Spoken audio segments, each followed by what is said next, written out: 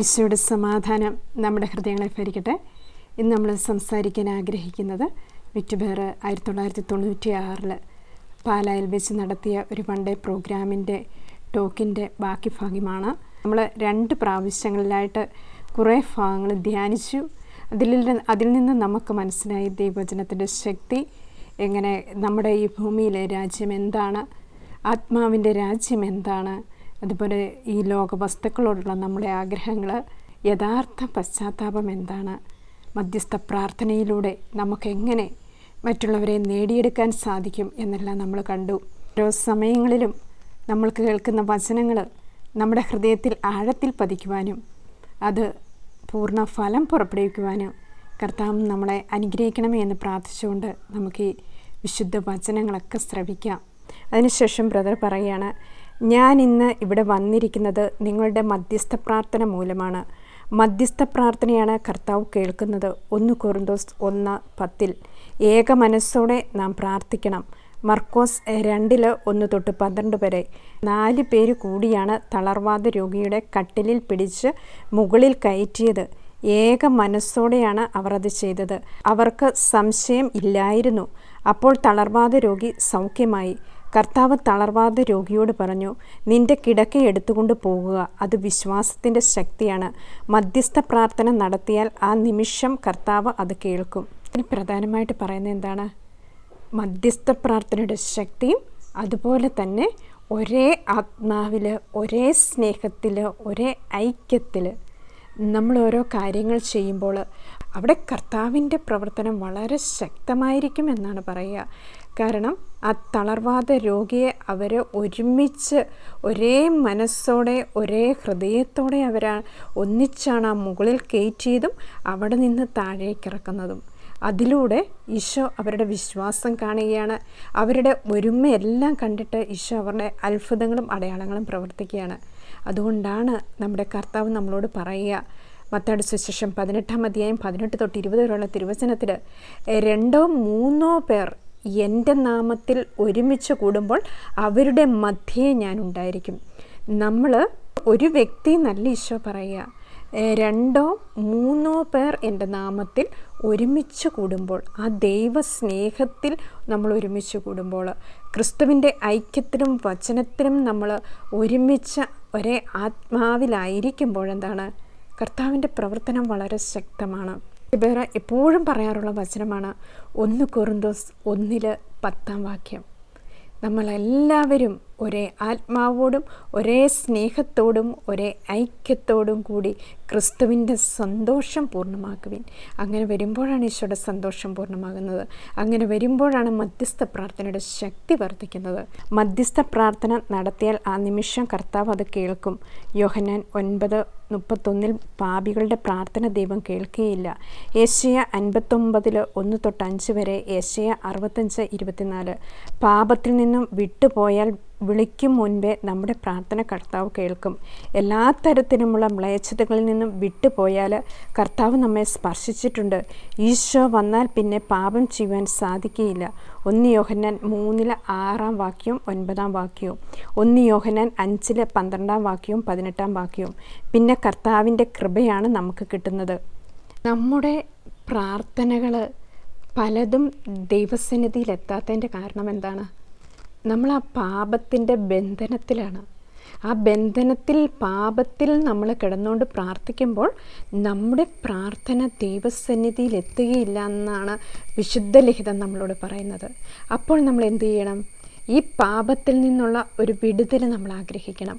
പാപത്തിൽ നിന്ന് വിട്ടുപോരുമ്പോഴാണ് നമ്മുടെ പ്രാർത്ഥന ദൈവസന്നിധിയിലെത്തുന്നത്. അതുകൊണ്ടാണ് പറയുന്നത്, വിനീതൻ്റെ പ്രാർത്ഥന മേഘങ്ങൾ തുളച്ചു കയറുന്നു, കർത്തൃസന്നിധിയിൽ എത്തുന്നത് വരെ അവൻ സ്വസ്ഥനായിരിക്കുകയില്ല. ഈ വിനയം നമുക്ക് വരുന്നത് എപ്പോഴാണ്? നമ്മുടെ പാപങ്ങളെ നമ്മൾ വിട്ടുപേക്ഷിക്കുമ്പോൾ നമ്മൾ എളിമപ്പെടുകയാണ്, അല്ലേ? നമ്മുടെ കർത്താവിന് നമ്മൾ 1ാം സ്ഥാനം കൊടുക്കുമ്പോൾ, നമ്മുടെ കുമ്പസാരിക്കുമ്പോൾ ഒക്കെ എന്താ സംഭവിക്കുക? നമ്മൾ എളിമയിലേക്ക് വരികയാണ്. ആ ദൈവത്തെ മഹത്വപ്പെടുത്തുകയാണ്. ആ ദൈവത്തിന് 1ാം സ്ഥാനം കൊടുക്കുകയാണ്. അങ്ങനെ ഓരോ പാപങ്ങളും നമ്മൾ തന്നെ കണ്ടുപിടിക്കണം. നമ്മളിൽ അടിസ്ഥാനമായിട്ട് കിടക്കുന്ന ഏത് പാപമാണ്. നമ്മൾ ഓരോ വ്യക്തികളും പല പല പാപത്തിനടിമയാണ്. അതിൽ നിന്ന് വിട്ടുപോരുമ്പോഴാണ് കർത്താവ് നമ്മുടെ പ്രാർത്ഥന കേൾക്കുന്നത് എന്നാണ് പറയുക. യെശയ്യാ 65:24 ഒരു വചനം പറയുന്നുണ്ട്, വിളിക്കും മുൻപേ ഞാൻ ഉത്തരമരുളും, പ്രാർത്ഥിച്ച് തീരും മുൻപേ ഞാനത് കേൾക്കും. നമ്മളതങ്ങോട്ട് കർത്താവിനെ വിളിക്കുന്നതിന് മുമ്പ് കർത്താവ് ഉത്തരമരുളും, പ്രാർത്ഥിച്ച് തീരുന്നതിന് മുമ്പേ ദൈവം അത് കേൾക്കും എന്നാണ് പറയുന്നത്. എപ്പോഴാണ്? നമ്മൾ ഈശോയുടെ സ്വന്തമായി മാറുമ്പോഴാണ്. എല്ലാ തരത്തിലുമുള്ള മ്ലേച്ഛതയിൽ നിന്ന് വിട്ടുപോന്നാൽ കർത്താവ് നമ്മെ സ്പർശിച്ചിട്ടുണ്ട്. ഈശോ വന്നാൽ പിന്നെ പാപം ചെയ്യാൻ സാധിക്കുകയില്ല. 1 യോഹന്നാൻ 3:6 9 തിരുവചനത്തിനും പറയാണ്, ദൈവ ചൈതന്യം നമ്മളെ സംരക്ഷിക്കും. കർത്താവിനെ നമ്മൾ അനുഭവിച്ചാൽ, ഈശോയുടെ സ്നേഹം അനുഭവിച്ചു കഴിഞ്ഞാൽ, ഏതെങ്കിലും ഒരു പാപം വരുമ്പോഴേ നമ്മുടെ ഉള്ളിൽ നമ്മുടെ മനസ്സാക്ഷി നമ്മളോട് സംസാരിക്കും. അരുത്, വേണ്ട, തെറ്റാണ് എന്നുള്ള കാര്യം നമ്മുടെ മനസ്സാക്ഷി നമ്മളോട് സംസാരിക്കും. അപ്പോൾ നമുക്ക് ആ ഈശോയെ വേദനിപ്പിക്കുവാൻ നമുക്ക് സാധിക്കുകയില്ല. ഈശോയുടെ സ്നേഹത്തിൽ നിന്ന് നമ്മൾ അകലുന്നതാണ് പാപം എന്നുള്ള കാര്യം നമുക്ക് വ്യക്തമാണ്. അതാണ് ബ്രദർ എപ്പോഴും പറയും, കൃപയിൽ വന്നു കഴിഞ്ഞാൽ പിന്നെ നമുക്ക് പാപം ചെയ്യാൻ സാധിക്കില്ല. പിന്നെ ഈശോയാണ് നമ്മളെ നയിക്കുന്നത്. പിതാവും പുത്രനും പരിശുദ്ധാത്മാവുമായി ത്രിത്വൈക ദൈവം വന്ന് നമ്മളിൽ വാസമുറപ്പിക്കുന്നതാണ് കൃപ എന്ന് പറയുന്നത്. എപ്പോഴാണ് നമുക്ക് ഈ കൃപ കിട്ടുന്നത്? നമ്മൾ വിചാരിക്കും നമ്മൾ എല്ലായിടത്തൂടെ ഓടി നടന്നൊക്കെ ചെയ്താലും നമുക്ക് കൃപ കിട്ടും എന്ന്. പക്ഷെ നമുക്ക് ആ ദൈവ കൃപയുമുണ്ട്, പ്രവൃത്തിയുമുണ്ട്. കൃപ നമുക്ക് വരുന്നത് എപ്പോഴാണ്? പാപം നമ്മളിൽ നിന്ന് എടുത്തു മാറ്റി ഓരോ വചനങ്ങളും നമ്മൾ അനുസരിക്കുമ്പോൾ ഈശോ വന്ന് നമ്മളിൽ സമർപ്പിക്കുകയാണ്. അങ്ങനെ നമ്മളൊരു 3-4 വർഷം ഇത് കണ്ടിന്യൂസ് ആയിട്ട് ചെയ്തുകൊണ്ട് പോകുമ്പോൾ ആത്മീയ ശക്തി നമ്മളിൽ വർദ്ധിക്കും. പാപം എന്താണെന്ന് നമുക്ക് മനസ്സിലാകും. പാപ സാഹചര്യങ്ങൾ നമുക്ക് മറികടക്കാനുള്ള ശക്തി കിട്ടും. അതുപോലെ ഈ ബന്ധനങ്ങൾ വിട്ടുപോയതിന് ശേഷം, നമ്മുടെ ആ കഠിന പാപങ്ങളൊക്കെ നമ്മളിൽ നിന്ന് എടുത്തു മാറ്റിയതിന് ശേഷം നമ്മൾ രാത്രിയുടെ യാമങ്ങളിലിരുന്ന് ദൈവവുമായിട്ട് സംഭാഷണം നടത്തുമ്പോൾ കൂടുതൽ സമയം നമ്മൾ പ്രാർത്ഥനയിൽ, അല്ലേ? അതൊരു കഷ്ടതയാണ്, എളിമപ്പെടലാണ്, ദൈവത്തെ പ്രാപിക്കാനുള്ള നമ്മുടെ ആഗ്രഹമാണ്. അല്ല, വീട്ടിലായിരിക്കുമ്പോൾ നമ്മൾ രാത്രിയിൽ എഴുന്നേറ്റ് പ്രാർത്ഥിക്കുവാണെങ്കിൽ നമ്മൾക്ക് നല്ലതാണ്. അല്ലെങ്കിൽ നമ്മൾ പരിശുദ്ധ കുർബാനയുടെ മുമ്പിൽ പോയിരുന്ന് പ്രാർത്ഥിക്കുമ്പോഴും എന്താ, നമ്മളിലേക്ക് ദൈവിക ചൈതന്യം വന്ന് പ്രവേശിക്കുകയാണ്. ഈ പാപം ഇല്ലാതെ വരുമ്പോൾ മാത്രമേ ദൈവത്തിന് നമ്മളിൽ വന്ന് പ്രവേശിക്കുവാൻ സാധിക്കുകയുള്ളൂ. അതിനു വേണ്ടിയിട്ടാണ് നമ്മൾ കൺഫെഷൻ എടുക്കുന്നത്. എന്തിനാണ് ഈ വിശുദ്ധർ ദിവസങ്ങളിൽ കൺഫെഷൻ എടുക്കുന്നത്? അവരുടെ ചിന്തയിൽ പോലും ഒരു മാലിന്യവും തങ്ങി നിൽക്കാതിരിക്കാൻ വേണ്ടി അവരാ പാപത്തിൽ നിന്ന് പരിപൂർണമായിട്ട് വിടുതൽ അവർക്ക് ലഭിക്കുകയാണ്. ഇതുപോലെ തന്നെയാണ് നമ്മൾ കൃപയിൽ വന്നു കഴിയുമ്പോൾ പാപം ചെയ്യാൻ സാധിക്കുകയില്ല. ദൈവിക ചൈതന്യം നമ്മളെ സംരക്ഷിക്കും. ദൈവത്തിൻ്റെ ഒരു സംരക്ഷണം നമുക്കുണ്ടായിരിക്കും. ആ വചനത്തിൽ കൂടിയാണ് കർത്താവിനെ ഉപയോഗിക്കുന്നത്. 2 തിമോത്തി 3:16 വിശുദ്ധ ലിഖിതമെല്ലാം ദൈവനിവേശിതമാണ്. അവ പ്രബോധനത്തിനും ശാസനത്തിനും തെറ്റുതിരുത്തലിനും നീതിയിലുള്ള പരിശീലനത്തിനും ഉപകരിക്കുന്നു. നമ്മെ മറ്റുള്ളവർ ശാസിക്കണം. നമ്മളെ ശാസിക്കുന്ന വൈദികരുടെ അടുത്ത് നമ്മൾ കുമ്പസാരിക്കാൻ പോകുകയില്ല. കാരണം നമ്മുടെ അഹങ്കാരം നിമിത്തമാണ്. കുമ്പസാരിക്കുമ്പോൾ ശാസനം കിട്ടണം. ശാസനം ദൈവത്തിൻ്റെ പ്രക്രിയയാണ്. ഹെബ്രായർ 12:5-8 വരെ. പിതാവ് പുത്രനെ ശാസിക്കുകയും പ്രഹരിക്കുകയും ചെയ്യുന്നു. അതുകൊണ്ട് നമുക്ക് ശാസനം കിട്ടണം. അപ്പോൾ എങ്ങനെയാണ് നമുക്ക് ശാസനം കിട്ടുക? കുമ്പസാരത്തിലൂടെ, നമ്മുടെ ആത്മീയ പിതാക്കന്മാരിലൂടെ ഒക്കെ നമുക്ക് ശാസനം കിട്ടും. ആ ശാസനം നമ്മൾ സ്വീകരിക്കുമ്പോൾ കർത്താവിൻ്റെ കൃപ നമ്മളിലേക്ക് വന്ന് ആവസിക്കുകയാണ്. വിറ്റുപേർ പറയും, റോക്കറ്റിൽ കയറി നമ്മൾ കർത്താവിൻ്റെ അടുത്തേക്ക് പോകുന്നതിന് തുല്യമാണ് ഓരോ ശാസനം അല്ലെങ്കിൽ പ്രഹരം നമ്മൾ സ്വീകരിക്കുമ്പോൾ നമുക്ക് കിട്ടുന്ന പ്രതിഫലം. റോക്കറ്റിൽ കയറി പോവുക എന്ന് പറഞ്ഞാൽ എന്താണ്? അത്രയും സ്പീഡിലാണ് നമ്മൾ ആത്മാവിൽ വളരുക. അതേസമയം നമ്മൾ ആ ശാസനത്തെ തിരസ്കരിച്ചാൽ, നമ്മളെ ശാസിക്കുമ്പോൾ നമ്മളത് അവഗണിക്കുവാണെങ്കിൽ നമ്മുടെ ആത്മാവിൻ്റെ വളർച്ച തീരെ കുറവായിരിക്കും. അപ്പോൾ ബ്രദർ എന്താണ് പറയുക? ഈ ശാസനത്തിൻ്റെ ശക്തിയെക്കുറിച്ച് പറയുകയാണ്. ഹെബ്രായർ 12:5-8 വരെയുള്ള തിരുവചനത്തിലും പറയുകയാണ്, പിതാവ് മക്കളെ എന്നപോലെ ഞാൻ നിങ്ങളെ ശാസിക്കുന്നു. പിതാവ് സ്വന്തം മക്കളെയാണ് ശിക്ഷണവും ശാസനവും ഒക്കെ നൽകി വളർത്തുന്നത്. നമുക്ക് ശിക്ഷണം അഥവാ ശാസനം കിട്ടിയില്ല എങ്കിൽ നമ്മൾ സ്വീകരിക്കാൻ തയ്യാറായില്ല എങ്കിൽ കർത്താവ് പറയാണ്, നിങ്ങൾ ജാരസന്തതികളാണ്, യഥാർത്ഥ മക്കളല്ല എന്നാണ് പറയുക. നമ്മൾ ഈ പ്രഹരവും ശാസനവും ഒക്കെ ലഭിക്കാതെ നമ്മൾ വളർന്നു വന്നാൽ, നമ്മുടെ ഇഷ്ടത്തിന് നമ്മൾ വളർന്നു വന്നാൽ, നമുക്ക് പീഡനം കിട്ടിയില്ല എങ്കിൽ, എന്തിനാണ് നമുക്ക് പീഡനം കിട്ടുന്നത്? അതിലൂടെ നമ്മൾ വിശുദ്ധീകരിക്കപ്പെടുകയാണ്. എന്തിനാണ് നമുക്ക് ശാസനം കിട്ടുന്നത്? അതിലൂടെ നമ്മൾ വിശുദ്ധീകരിക്കപ്പെടുകയാണ്. ഇത് നമ്മൾ സ്വീകരിക്കുന്നില്ല എങ്കിൽ നമ്മൾ യഥാർത്ഥ മക്കളല്ല എന്നാണ് വിശുദ്ധ ഗ്രന്ഥം നമ്മളോട് പറയുക. യഥാർത്ഥ മക്കൾ മാത്രമേ ശാസനം അഥവാ ശിക്ഷണം സ്വീകരിക്കുകയുള്ളൂ. നമ്മളാണേലും ഒന്ന് ഓർക്കണം, നമ്മുടെ മാതാപിതാക്കന്മാർ, അല്ലെങ്കിൽ നമ്മുടെ സുപ്പീരിയേഴ്സ്, നമ്മുടെ വൈദികർ, നമ്മുടെ സ്പിരിച്വൽ ഫാദേഴ്സ് ഒക്കെ നമ്മളെ ശാസിക്കുമ്പോൾ നമ്മൾ ഒരുപക്ഷെ മുറുമുറുക്കുന്നവരാകാം. അവരുടെ സമീപത്തേക്ക് പോവുകയില്ല. അവരെ പിന്നീട് നമുക്ക് ഫേസ് ചെയ്യാൻ ബുദ്ധിമുട്ടായിരിക്കും. ഇതൊക്കെ നമ്മളിൽ വരുന്നത് എന്തുകൊണ്ടാണ്? നമ്മളിലുള്ള അഹങ്കാര നിമിത്തമാണ് നമുക്കിങ്ങനെ സംഭവിക്കുക. നമ്മൾ തീർച്ചയായിട്ടും ഹൃദയപൂർവ്വം ആ ശാസനത്തെ സ്വീകരിച്ച് അത് തിരുത്താൻ നമ്മൾ തയ്യാറാകുമ്പോൾ അവിടെ കർത്താവിൻ്റെ കൃപയാൽ നമ്മൾ നിറയപ്പെടുകയാണ് ചെയ്യുന്നത്. അതിനുശേഷം ബ്രദർ മത്തായിയുടെ സുവിശേഷം 16-ാം അധ്യായം 13-20 വചനത്തിലേക്ക് പോവുകയാണ്. യോനയുടെ പുത്രനായ ശിമിയോനെ, നീ ഭാഗ്യവാൻ, മാംസരക്തങ്ങളല്ല സ്വർഗ്ഗസ്ഥനായ എൻ്റെ പിതാവാണെന്ന് എനിക്കത് വെളിപ്പെടുത്തി തന്നത്. പത്രോസേ, നീ പാറയാകുന്നു, ഈ പാറമേൽ ഞാൻ എൻ്റെ സഭ സ്ഥാപിക്കും. യാതൊരു നരക കവാടങ്ങളും നിനക്കെതിരായി പ്രബലപ്പെടുകയില്ല. സ്വർഗരാജ്യത്തിൻ്റെ താക്കോലുകൾ ഞാൻ നിനക്ക് തരും. നീ ഭൂമിയിൽ കെട്ടുന്നതെല്ലാം സ്വർഗത്തിലും കെട്ടപ്പെട്ടിരിക്കും, നീ ഭൂമിയിൽ അഴിക്കുന്നതെല്ലാം സ്വർഗത്തിലും അഴിക്കപ്പെട്ടിരിക്കും. ഈ വിശ്വാസമാണ് വിശുദ്ധ പത്രോസിൻ്റെ വിശ്വാസം. ഈ വിശ്വാസമാണ് പാറമേൽ പണിത ഭവനമായി മാറുന്നത്.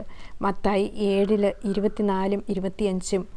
കുഴി കുഴിച്ചിട്ട് പാറയിൽ അടിസ്ഥാനമിട്ട് ഭവനം പണിതാൽ വെള്ളം വന്നാലും കാറ്റ് വന്നാലും അത് വീണു പോകില്ല, അത് സുസ്ഥാപിതമായിരിക്കും.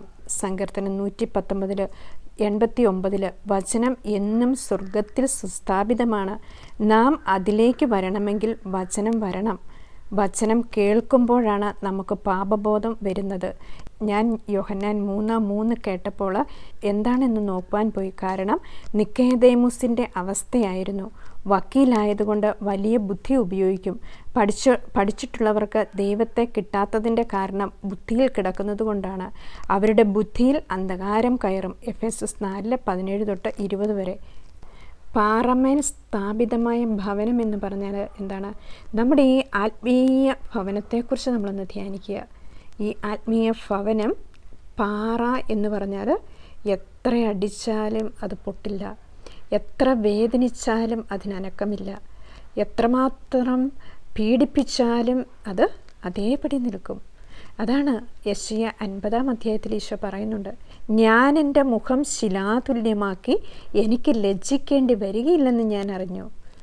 ശിലാതുല്യമാക്കിയ മുഖം എത്രയടിച്ചാലും മാറാതെ ഈശോ അവിടെ അങ്ങോട്ട് നിന്ന് കൊടുത്തു. പീഡനം വന്നപ്പോൾ യെശയ്യ 53 നമ്മൾ വായിക്കുന്നുണ്ട്, കൊല്ലാൻ കൊണ്ടുപോകുന്ന കുഞ്ഞാടിനെ പോലെയും രോമം കത്രിക്കുന്നവരുടെ മുമ്പിൽ നിൽക്കുന്ന ചെമ്മരിയാടിനെ പോലെയും അവൻ മൗനം ദീക്ഷിച്ചു. നിന്ദയിൽ നിന്നും തുപ്പലിൽ നിന്നും ഈശോ മുഖം മറച്ചില്ല. എത്ര നിന്ദനമേറ്റിട്ടും എത്ര വേദനയേറ്റിട്ടും ഈശോ മുഖം മറച്ചില്ല. അതുപോലെ എല്ലാ വേദനകളിലും കഷ്ടതകളിലും മറ്റുള്ളവരുടെ പരിഹാസങ്ങളിലും നിന്ദയിലും തുപ്പലിൽ നിന്നും കർത്താവിൻ്റെ രാജ്യത്തിനു വേണ്ടി നമ്മൾ മുഖം തിരിക്കാതിരുന്നാൽ അവിടെ ഒരു പാറമേൽ പണിത ഭവനമായി നമ്മുടെ ദൈവം മാറ്റും. അതിന് ഇളക്കം തട്ടുകയില്ല. നിയമാവർത്തനം 32-ാം അധ്യായത്തിൽ പറയുന്നുണ്ട്, കർത്താവ് പാറയാകുന്നു. അത്രയും ശക്തമാണ് കർത്താവ്. ഈ പാറമേലാണ് കർത്താവ് തൻ്റെ സഭയെ സ്ഥാപിച്ചിരിക്കുന്നത്. ഈ പാറമേലാണ് കർത്താവ് അടിസ്ഥാനമായി ഇട്ടിരിക്കുന്നത്. അത്ര വിശ്വാസവും അത്ര ധീരതയും ശക്തിയുടെ മേലുമാണ് ദൈവത്തിൻ്റെ സഭയെ പടുത്തുയർത്തിയിരിക്കുന്നത്. അതാണ് നരക കവാടങ്ങൾ അതിനെതിരെ പ്രബലപ്പെടുകയില്ലെന്ന് പറഞ്ഞത്. മത്തായിയുടെ സുവിശേഷം 7-ാം അധ്യായത്തിൽ നമ്മൾ കാണുന്നു, ഒരു ഭവനം പണിയുമ്പോൾ കാറ്റൂതി വെള്ളപ്പൊക്കമുണ്ടായി, അത് ഭവനത്തിന്മേൽ ആഞ്ഞടിച്ചു. ഇത് വീണു പോകുന്നത് എപ്പോഴാണ്? നമ്മൾ ചഞ്ചല ഹൃദയരാകുമ്പോൾ, സാത്താനാൽ തോൽപ്പിക്കപ്പെടുമ്പോൾ, നമ്മൾ പാപത്തിന് അടിമകളാകുമ്പോൾ നമ്മൾ വീണു പോകും. അതാണ് കാറ്റൂതി, എത്ര കാറ്റൂതി വെള്ളപ്പൊക്കമുണ്ടായാലും ഈ വെള്ളപ്പൊക്കവും കാറ്റും എന്ന് പറഞ്ഞാൽ നമ്മുടെ ആത്മാവിൻ്റെ രാജ്യത്തിലേക്ക് നമ്മൾ കൊണ്ടുവരുവാണെങ്കിൽ എത്ര കഷ്ടതകളും പ്രയാസങ്ങളും ദുഃഖങ്ങളും പീഡനങ്ങളും ഒറ്റപ്പെടുത്തലുകളും ഒക്കെ ഉണ്ടാകുമ്പോൾ അവർ ക്രിസ്തുവിൻ്റെ നാമത്തെ പ്രതി ശക്തമായിട്ട് നിൽക്കുമ്പോഴാണ് പാറമേൽ പണിത ഭവനമായിട്ട് നമ്മൾ മാറുക. വചനം എന്നും സ്വർഗത്തിൽ സുസ്ഥാപിതമാണ്. നാം കർത്താവിലേക്ക് വരണമെങ്കിൽ വചനം കേൾക്കണം. ഈ വചനം സങ്കീർത്തനം 119:89 പറയാണ്, വചനം സ്വർഗത്തിൽ സുസ്ഥാപിതമാണ്. അത് അവിടെ നിന്ന് മനുഷ്യൻ്റെ അടുത്തേക്ക്, എളിമയുള്ളവരുടെ അടുത്തേക്ക് അത് ഇറങ്ങി വരികയാണ്. നാം കർത്താവിലേക്ക് വരണമെങ്കിൽ വചനം വരണം. വചനം കേൾക്കുമ്പോഴാണ് നമുക്ക് പാപബോധം വരുന്നത്. ഞാൻ യോഹന്നാൻ 3:3 കേട്ടപ്പോൾ എന്താണ് എന്ന് നോക്കുവാൻ പോയി. കാരണം നിക്കോദേമോസിൻ്റെ അവസ്ഥയാണ്. വക്കീലായതുകൊണ്ട് വളരെ ബുദ്ധി ഉപയോഗിക്കും. പഠിച്ചിട്ടുള്ളവർക്ക് ദൈവത്തെ കിട്ടാത്തതിൻ്റെ കാരണം ബുദ്ധിയിൽ കിടക്കുന്നത് കൊണ്ടാണ്. അപ്പോൾ യോഹന്നാൻ 3:3 പറയുന്നത് എന്താണ്? വീണ്ടും ജനിക്കുന്നില്ലെങ്കിൽ നമ്മൾ സ്വർഗരാജ്യത്തിൽ പ്രവേശിക്കുകയില്ല, സ്വർഗരാജ്യം കാണാൻ സാധിക്കുകയില്ല. ആത്മാവിനാലും ജലത്താലും നമ്മൾ ജനിക്കുന്നില്ല എങ്കിൽ നമ്മൾ ഈശോയെ അനുഭവിക്കാൻ സാധിക്കുകയില്ല എന്ന്. വീണ്ടും ജനനം എന്ന് പറഞ്ഞാൽ നിക്കോദേമോസ് എന്താ ചോദിച്ചത്? പ്രായമായ മനുഷ്യന് എങ്ങനെ വീണ്ടും അമ്മയുടെ ഉദരത്തിൽ പ്രവേശിച്ച് ജനിക്കാൻ സാധിക്കും? നിക്കോദേമോസ് എങ്ങനെയാണ് ചിന്തിക്കുക? ബുദ്ധിയിലാണ് ചിന്തിക്കുക. അപ്പോൾ ഈശോ പറയുന്നത് എന്താണ്? ഭൂമിയിൽ നിന്നുള്ളവൻ ഭൗമികനാണ്, ഉന്നതത്തിൽ നിന്നുള്ളവൻ ഉന്നതത്തിലെ കാര്യങ്ങളൊക്കെ കേൾക്കുന്നു. ഈ നിക്കോദേമോസ് ഭൂമിയിൽ നിന്നുള്ളതായതുകൊണ്ട് ഭൂമിയുടെ കാര്യങ്ങൾ മാത്രമേ അദ്ദേഹത്തിന് ചിന്തയുണ്ടായിരുന്നുള്ളൂ. ബ്രദർ എപ്പോഴും പറയും, നമ്മുടെ അപ്പസ്തോലന്മാരോ പരിശുദ്ധ മറിയമോ ഒന്നും PhD-യോ ഡോക്ടറേറ്റോ ഒന്നും എടുത്തിട്ടില്ല. അവരെങ്ങനെയാണ് ദൈവത്തെ അനുകരിച്ചത്? അവരുടെ പരിപൂർണ ഹൃദയം അവർ ദൈവത്തിന് കൊടുത്തു. പൂർണ്ണത മുഴുവൻ ദൈവത്തിൻ്റെ മുൻപിൽ അടിയറ വെച്ചു. അപ്പോൾ സംസാരിക്കുന്നത് പരിശുദ്ധാത്മാവാണ്. ബുദ്ധിയിലല്ല അവർ കർത്താവിനെ കണ്ടിരുന്നത്.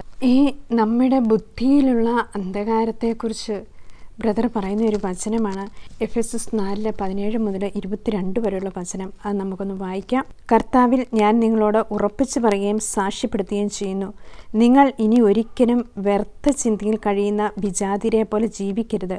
ഹൃദയ കാഠിന്യം നിമിത്തം അജ്ഞത ബാധിച്ച അവർ ബുദ്ധിയിൽ അന്ധകാരം നിറഞ്ഞ് ദൈവത്തിൻ്റെ ജീവനിൽ നിന്ന് അകറ്റപ്പെട്ടിരിക്കുന്നു. അവർ മനസ്സ് മരവിച്ച് ഭോഗാസക്തിക്ക് തങ്ങളെ തന്നെ സമർപ്പിച്ചു. എല്ലാത്തരം അശുദ്ധിയിലും ആവശ്യത്തോടെ മുഴുകി. പക്ഷേ ഇതല്ല നിങ്ങൾ ക്രിസ്തുവിൽ നിന്ന് പഠിച്ചത്. നിങ്ങൾ ക്രിസ്തുവിനെക്കുറിച്ച് കേൾക്കുകയും സത്യം തന്നിലായിരിക്കുന്നത് പോലെ തന്നെ അവൻ നിങ്ങളെ പഠിപ്പിക്കുകയും ചെയ്തിട്ടുണ്ടല്ലോ. നിങ്ങളുടെ പഴയ ജീവിതത്തിൽ നിന്ന് രൂപം കൊണ്ട വഞ്ചന നിറഞ്ഞ ആസക്തികളാൽ കലുഷിതമായ പഴയ മനുഷ്യനെ ദൂരെ എറിവിൻ. നിങ്ങൾ മനസ്സിൻ്റെ ചൈതന്യത്തിൽ നവീകരിക്കപ്പെടട്ടെ. യഥാർത്ഥമായ വിശുദ്ധിയിലും നീതിയിലും ദൈവത്തിൻ്റെ സാദൃശ്യത്തിൽ സൃഷ്ടിക്കപ്പെട്ട പുതിയ മനുഷ്യനെ ധരിക്കുവിൻ.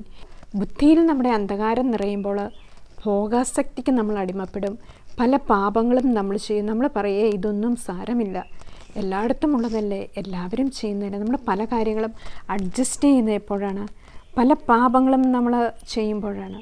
ക്രൈസ്തവ ജീവിത വിശുദ്ധിയെ മറന്ന് നമ്മൾ പല രാജ്യത്തിൻ്റെയും കൾച്ചറുകൾ സ്വീകരിച്ച് നമ്മൾ പോവുകയാണ്. നമ്മളിതെല്ലാം നിസ്സാരമായിട്ട് കാണുകയാണ്. ക്രൈസ്തവ ജീവിത രഹസ്യത്തിന് നമ്മൾ ബുദ്ധിയിൽ അന്ധകാരം നിറഞ്ഞ് ഭോഗാസക്തിക്ക് നമ്മൾ തന്നെ സമർപ്പിക്കുകയാണ്. നമ്മുടെ ശരീരത്തെയും നമ്മുടെ മനസ്സിനെയും നമുക്കുള്ളതെല്ലാം പാപത്തിന് നമ്മൾ വിട്ടുകൊടുത്തുകൊണ്ടിരിക്കുകയാണ്. അതുകൊണ്ട് ഒരിക്കലും ഈശോയുടെ രാജ്യം നമ്മൾ ബുദ്ധിയിൽ കാണാതെ മാനസാന്തരപ്പെട്ട് വിശുദ്ധ ജീവിതം നയിക്കുവാനായിട്ട് നമ്മൾ മനസ്സിലാക്കുക. ഒരു വിശുദ്ധരുണ്ടെങ്കിൽ കർത്താവിനവിടെ പ്രവർത്തിക്കാൻ എളുപ്പമാണ്. നമ്മളോർക്കും നമ്മളിങ്ങനെ പ്രാർത്ഥിച്ച് കയറി വരുമ്പം നമ്മളെ മറ്റുള്ളവർ പരിഹസിക്കുമ്പോൾ അല്ലെങ്കിൽ ഒറ്റപ്പെടുത്തുമ്പോൾ നമ്മൾ പലപ്പോഴും തകർന്നു പോകാറുണ്ട്. പക്ഷേ ആ സമയത്ത് നമ്മൾ കർത്താവിൽ ആശ്രയിച്ച് പിടിച്ചു നിൽക്കുക. വിശുദ്ധ കുർബാനയിൽ നമ്മൾ പങ്കുകൊള്ളുക. നമ്മുടെ പേഴ്സണൽ പ്രെയർ നിർത്താതിരിക്കുക, ജപമാല നിർത്താതിരിക്കുക, കുമ്പസാരം നിർത്താതിരിക്കുക. ഇതെല്ലാം നമ്മൾ നിർത്താതിരിക്കുമ്പോൾ നമ്മൾ പലപ്പോഴും വീണ് പോയി നമുക്ക് പലപ്പോഴും തോന്നും. എങ്കിലും നമ്മൾ ആ കർത്താവിനോട് വിശ്വസ്തത പുലർത്തുമ്പോൾ ദൈവം നമ്മുടെ കൈക്ക് പിടിച്ചിട്ടുണ്ട്. വീണ്ടും കർത്താവ് നമ്മളെ ഉയർത്തും. അതേസമയം നമ്മൾ പോയല്ലോ, ഇനി സാരമില്ല, ഇങ്ങനെ കിടക്കട്ടെ എന്നും പറഞ്ഞ് നമ്മൾ താഴോട്ട് പോകും തോറും സാത്താൻ പ്രവർത്തിക്കാൻ വളരെ എളുപ്പമാണ്. അവനൊരു ചെറിയ കാര്യം മതി നമ്മളിൽ എൻട്രി ചെയ്യുവാനായിട്ട്. അതുകൊണ്ട് വിശുദ്ധ പൗലോസിനെയൊക്കെ പറയുന്നുണ്ട്, സാത്താന് നിങ്ങൾ അവസരം കൊടുക്കരുത്. നമ്മൾ അവന് അവസരം കൊടുക്കരുത്. എപ്പം വീണാലും നമ്മളെ സഹായിക്കാനായിട്ട് നമ്മുടെ ഈശോ നമ്മുടെ ഒപ്പമുണ്ട്. അഥവാ നമ്മൾ ഏറ്റവും സ്നേഹിക്കുന്ന എന്താണോ ഇതിലപ്പുറമായിട്ട് നമ്മളെ സ്നേഹം തന്ന് ആശ്ലേഷിക്കുന്നവനാണ് നമ്മുടെ കർത്താവ്. അതാണ് നമ്മളൊരു കൺഫെഷൻ സ്വീകരിക്കുമ്പോൾ കർത്താവ് നമ്മളെ വാരി പുണരുന്നുണ്ട്. ലൂക്കായുടെ സുവിശേഷം 15-ാം അധ്യായത്തിൽ നമ്മൾ കാണുന്നു, ആ ധൂർത്തപുത്രന് എന്താ സംഭവിച്ചത്? ധൂർത്തപുത്രൻ സുബോധം വീണ്ടെടുത്ത് തൻ്റെ പിതാവിനെ ഓർക്കുകയാണ്. ഓർത്ത് കഴിഞ്ഞപ്പോഴേ ആ പിതാവിൻ്റെ ഹൃദയം തുറന്ന് അവനെ വാരി പുണരുകയാണ്. ഇതാണ് നമ്മുടെ കുമ്പസാരം. നമ്മുടെ സുബോധം വീണ്ടെടുത്ത് വീണു എൻ്റെ കർത്താവിൻ്റെ സന്നിധിയിലേക്ക്, എൻ്റെ പിതാവിൻ്റെ രാജ്യത്തിലേക്ക് എനിക്ക് തിരിച്ച് എത്തണം എന്നൊരു ചിന്ത നമ്മളിൽ വന്നെങ്കിൽ നമ്മൾ രക്ഷപ്പെടുകയാണ്. വിശുദ്ധ ലിഖിതം നമ്മൾ എടുക്കുക.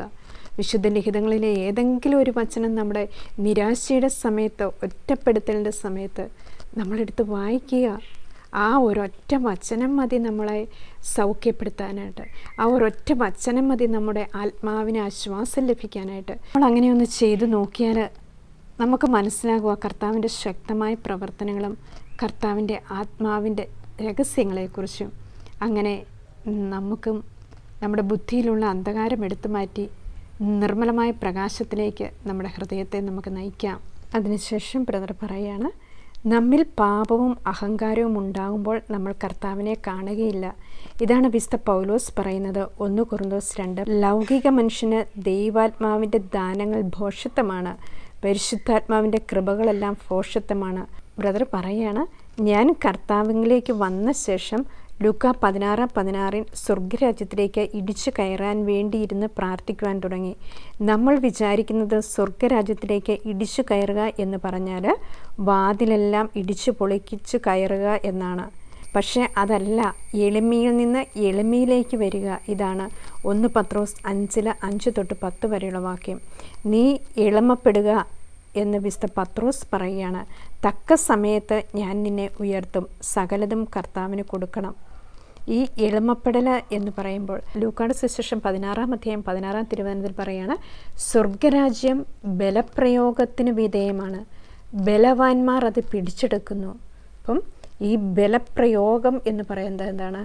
എളിമപ്പെടലാണ്. എത്രമാത്രം താഴുകയോ അത്രയും താഴുകയാണ് സ്വർഗരാജ്യം.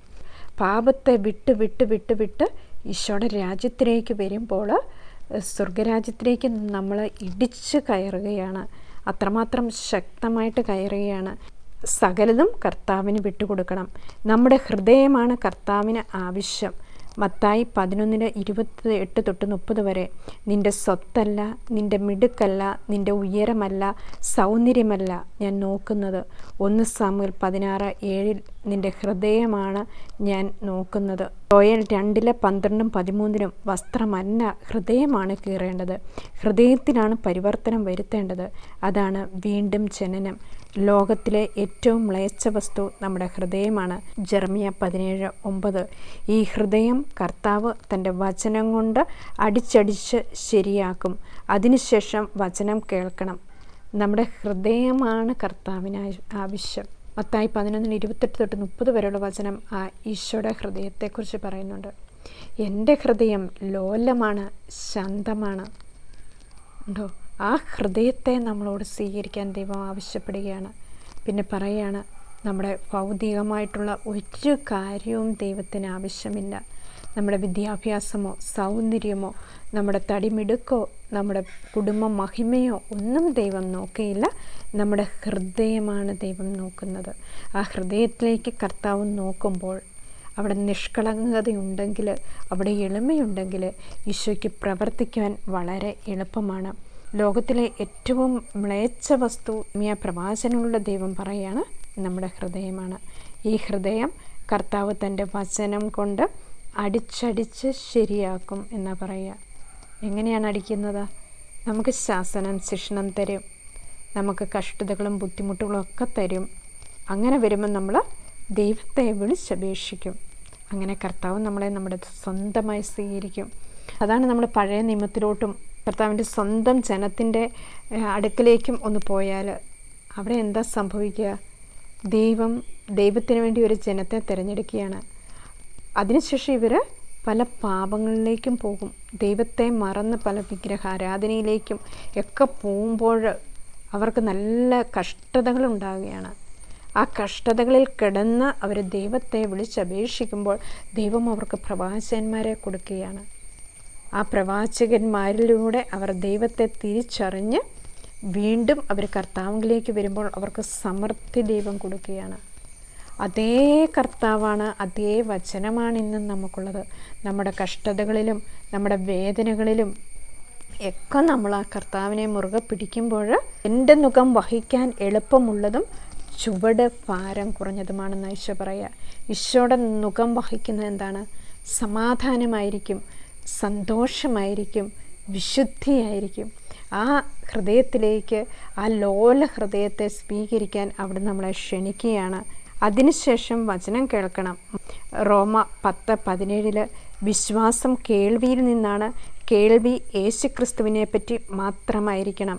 ഞാൻ കർത്താവിൽ വന്നപ്പോൾ ഒരു തീരുമാനമെടുത്തു. എനിക്ക് മറ്റൊന്നും അറിയേണ്ട, യേശുവിനെ മാത്രം അറിഞ്ഞാൽ മതി. ആ അവസ്ഥയിലേക്ക് വരണമെങ്കിൽ പ്രാർത്ഥന കൊണ്ട് മാത്രമേ സാധിക്കുകയുള്ളൂ. മർക്കോസ് 9:29 പ്രാർത്ഥനയും ഉപവാസവും ആവശ്യമാണ്. മത്തായി 11:12 സ്വർഗരാജ്യം നമുക്ക് വിധേയമാണ്. ലൂക്ക 1:37 ദൈവത്തിന് എല്ലാം സാധ്യമാണ്. ഈ ക്ലാസ്സിൽ ബ്രദറിൻ്റെ അനുഭവത്തെക്കുറിച്ചാണ് കൂടുതലും പറയുക.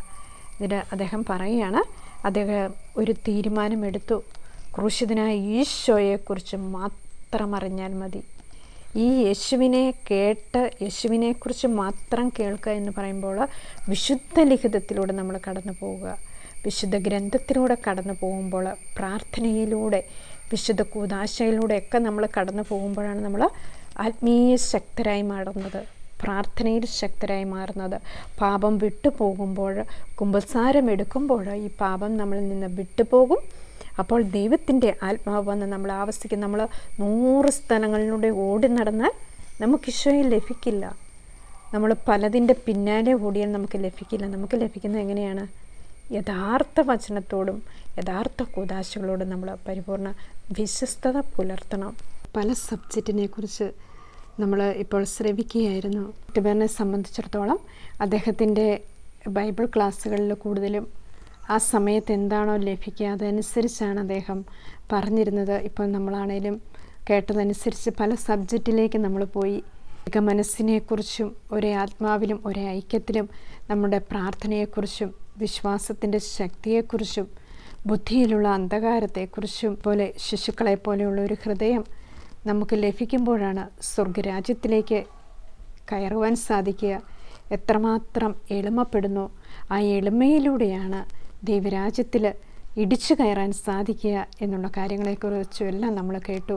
അപ്പോൾ നമ്മുടെ ആത്മീയ ജീവിതത്തിൽ കൂടുതൽ ശക്തിയോടെ വളർത്തുവാനായിട്ട്, കൂടുതൽ ആത്മീയ രഹസ്യങ്ങളിലേക്ക് നമ്മുടെ ഹൃദയങ്ങളെ കൊണ്ടുപോകുവാനായിട്ട് വിശുദ്ധ കുർബാനയിലൂടെയും കൂദാശകളിലൂടെയും വിശുദ്ധ വചനങ്ങളുടെയും എല്ലാം നമ്മളുടെ ഹൃദയം ദൈവവുമായിട്ട് ഒന്നായിത്തീരുവാൻ കർത്താവ് നമ്മളെ അനുഗ്രഹിക്കണമേ എന്ന് പ്രാർത്ഥിച്ചുകൊണ്ട്, പരിശുദ്ധ കന്യാമറിയത്തിൻ്റെ മധ്യസ്ഥം നമുക്ക് യാചിച്ചുകൊണ്ട്, ഈശോമിശിഹായുടെ വാഗ്ദാനಕ್ಕೆ ഞങ്ങൾ യോഗ്യരാകുവാൻ സർവേശ്വരൻ്റെ പരിശുദ്ധ ദൈവമാതാവേ ഞങ്ങൾക്ക് വേണ്ടി അപേക്ഷിക്കണമേ.